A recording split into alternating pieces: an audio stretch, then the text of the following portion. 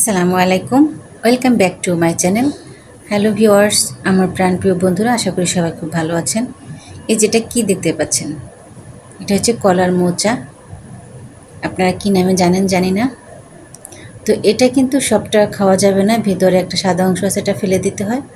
আমি সেটা ফেলে দিয়ে এই যে যেগুলো খাওয়ার মতো সেগুলো আমি বেছে নিয়েছি। তো এগুলো কিন্তু আমি এই যে কুচি কুচি করে কেটে নিয়েছি, আমি ভাজি করব। এই জিনিসটা দিয়ে কিন্তু আপনার অনেক কিছু করতে পারবেন। আমি ছোটো এক অংশ রেখে দিয়েছি, এটা দিয়ে আমি পাকোড়া তৈরি করব। তো আমি ভাজিটা আপনাদের সাথে আজকে শেয়ার করতেছি। নিচে রসুন কুচি, কাঁচামরিচ কুচি আর পেঁয়াজ কুচি। আর এখানে অবশ্যই একটু রসুন দিয়ে শুরু করবেন ভাজিটা, তাহলে কিন্তু খেতে খুব দারুণ হবে। আর কলার মোচা ভাজিতে তেলের পরিমাণটা একটু বেশি দিতে হবে, নাহলে কিন্তু কড়াইয়ে লেগে যাবে, এটা খেতে মজা লাগবে না।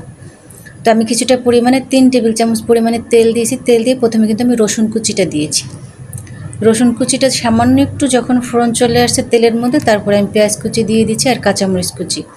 আর অবশ্যই হ্যাঁ, ঝালের পরিমাণটা একটু বেশি দিবেন। অন্য অন্য ভাজির চেয়ে পেঁয়াজ রসুন মরিচটা একটু বেশি দেওয়ার চেষ্টা করবেন তেল, তাহলে কিন্তু খেতে খুব বেশি মজা হবে। আর কলা এই ভাজিটা মানে এই মোচা, তারপরে কাঁচকলার থোর যেগুলোই আছে না বলেন, এগুলো কিন্তু আমাদের মানবদেহে খুবই উপকারী একটি খাবার। এই সবজিটা বাজারে পাওয়া যায় অ্যাভেলেবেল।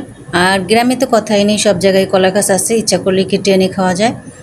আর এই সবজি প্রচুর পরিমাণে কিন্তু আয়রন, এটা যখন আপনি বাছতে যাবেন বা কাটতে যাবেন দেখবেন আপনার হাতটা পুরো লাল হয়ে যায়। প্রচুর পরিমাণে আয়রন থাকার কারণে এটা মেয়েদের জন্য খুবই উপকারী একটি খাবার। এই যে দেখেন, আমি তেলের মাঝে সামান্য একটু হলুদ আর একটু লবণ দিয়ে কিন্তু আমি একটু নেড়েচেড়ে এখন এই যে কলার মোচাটা দিয়ে দিচ্ছি।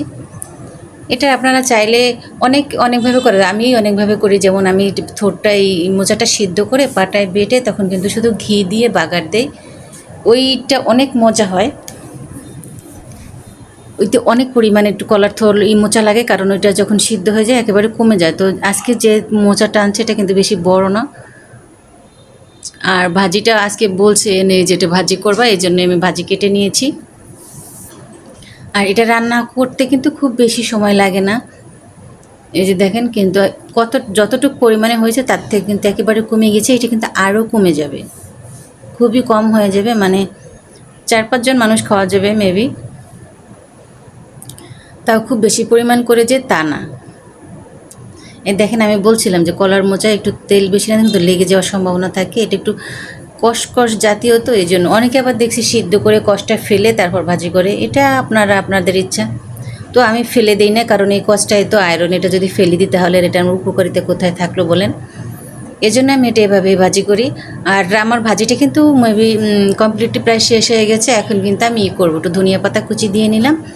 ধনিয়া পাতা কুচিটা দিয়ে নিয়েছি, এখন এটা মিশিয়ে এটা নামিয়ে নেব। তাহলে কিন্তু আমার কলার মোচা ভাজি একেবারে রেডি, কমপ্লিট, মানে খাওয়ার জন্য একেবারে প্রস্তুত। এই দেখেন, আমার রান্নাটা কিন্তু শেষ। সবাই ভালো থাকবেন, আর এভাবে কলার মোচা অবশ্যই খাবেন। প্রচুর পরিমাণে আয়রন, মেয়েদের জন্য খুবই উপকারী একটা খাবার। তো আল্লাহ হাফেজ, দেখা হবে নতুন কোনো ভিডিও নিয়ে।